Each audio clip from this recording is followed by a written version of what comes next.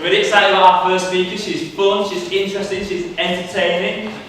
Barbara is a Nuffield farming scholar. I agree, I've got no idea what that means. She's a nutritionalist interested in the food system and the impact on our health. She studied this topic for 1 year and then travelled the world looking for initiatives bringing food, farming and the health sectors together, which she'll share her knowledge and advice with you tonight. So let's give a massive round of applause for our very first speaker, Barbara.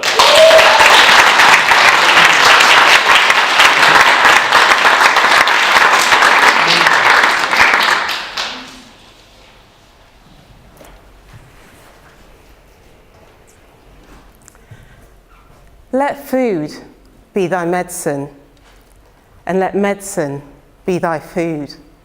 Have we all heard that phrase? No? Yes? Some of you nodding? It's attributed to Hippocrates, the father of modern medicine from Greece, but it's actually a misquotation. In a recent study, researchers poured through the text of Hippocrates and they couldn't find this phrase anywhere. It's but a happy coincidence that this misquotation has been helping us make stronger links between food and health over recent years. But food is not medicine. Medicine is something that you take to heal your body when you are sick.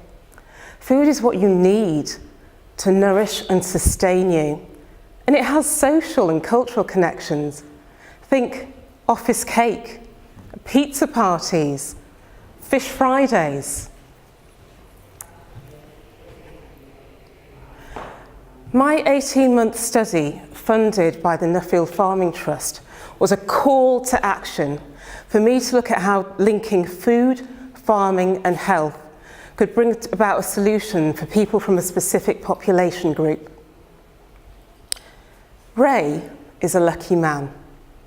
He told me that he can eat whatever he wants, when he wants.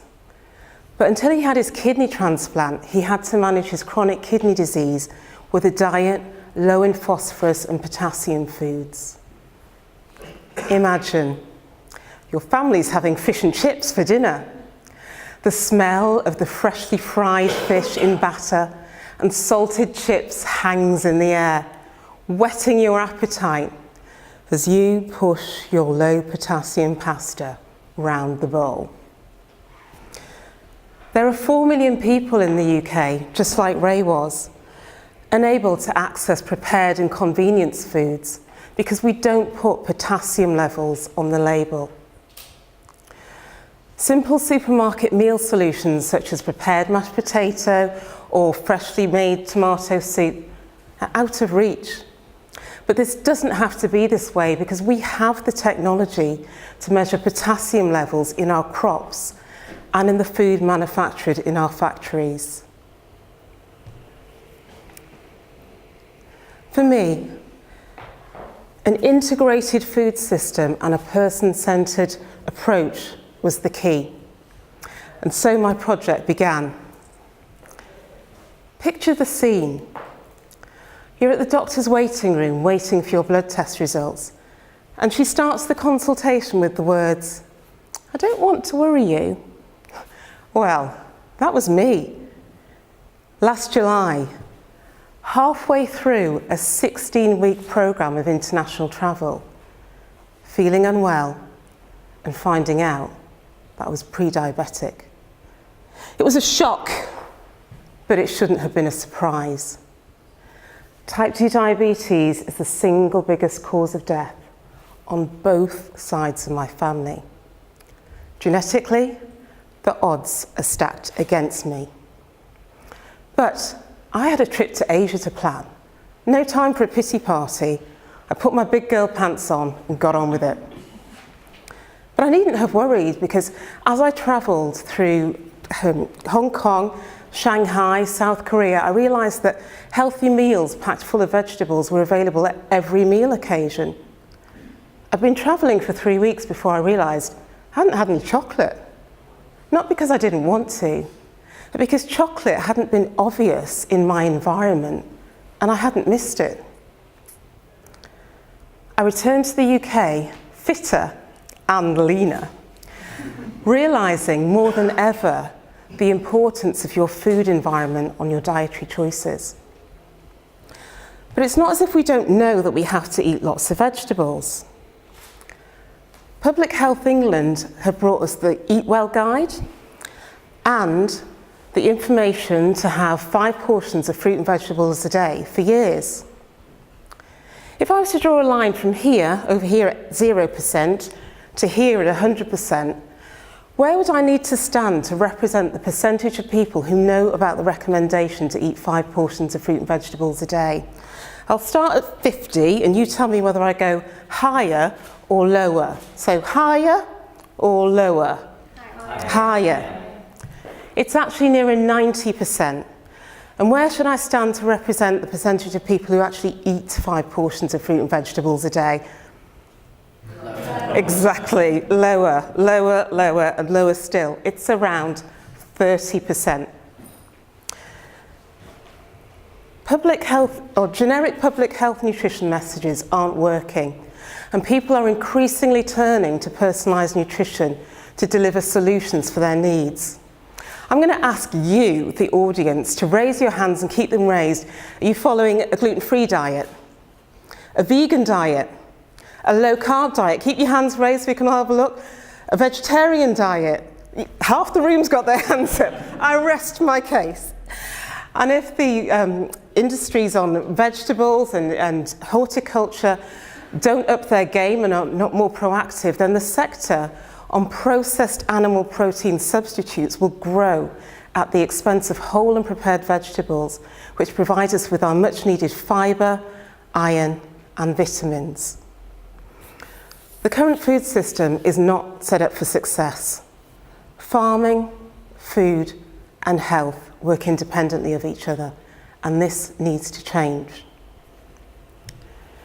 So, if you were going to travel halfway across the world to look at food, farming and health systems, where would you go? I went to New Zealand, where I saw Vital Vegetables. Formed from a group of stakeholders in New Zealand and Australia, it includes growers, manufacturer, retailer, government plant scientists, nutritionists and consumer researchers. The products are prepared salad and vegetables which support immune health, bone health, eye health and heart health. They have approved government health claims with simple messages for the consumer. Next was Zespri, the brand of the international company based in New Zealand. Zespri control the breeding, growing, consumer research, nutrition research and marketing of that brand. High quality and the strapline, making life taste better, is their focus, but they also have an approved health claim for digestion on kiwi fruit. My last example is Love Beets. It's a British brand belonging to the British company G's Fresh, and they have markets in Australia and the USA. The product is conveniently packed beetroot and beetroot juice. G's control the breeding, the growing, the consumer research and the marketing. They've recently commissioned a piece of research looking at the benefits of beetroot juice on blood pressure, and they actively market the product to the sports nutrition community. The thing that these brands all have in common is multidisciplinary working. They provide a targeted meal solution with an obvious health benefit to the consumer. People buy meal solutions, not individual foods, so any health advantage needs to be wrapped up in this way. So, remember Ray? Yes? No? What did he have? Does anyone remember the disease that he had? No? Okay, I'll remind you. Honesty. Chronic kidney disease. So back to my original project. Together with the University of Reading and A.H. Worth, a potato grower, we took samples of raw and cooked potato and analysed the amount of potassium in them to see if we could put together a product that was suitable for people with chronic kidney disease. The results proved the concept worked and that it could have commercial viability. But the farming and the research is step one of the process. The next step is to engage with manufacturers and get them to validate those potassium levels, and then after that to engage with the retail sector to get that information put on the back of pack. Those different disciplines have been separated for far too long, and it's time that that changed. We as consumers can also do our bit and make sure that we influence what happens in supermarkets and in restaurants.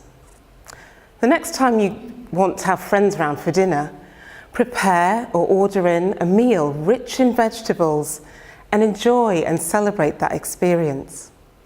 I'll leave you with this quote.